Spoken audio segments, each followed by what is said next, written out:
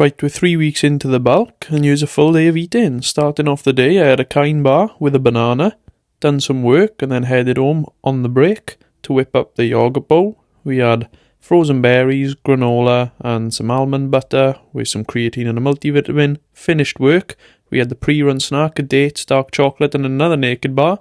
5k later then, we had a cappuccino before tucking into the next meal, which was sourdough, cottage cheese, 4 pieces of streaky bacon and some caffeine. Topped that off with 4 eggs, before then tucking into some dried mangoes and pineapple to get the carbs up. Feeling a bit heavy on the stomach then, I went for a nice digestion walk. Feels like this helps to get the gut moving. Took some pre-workout before heading into the gym. Last meal of the day, and post-workout we had some oats, mixed up some whey protein with a banana and some almond butter. 184 grams of protein, bit high on the fat today, but we still got all the micronutrients in.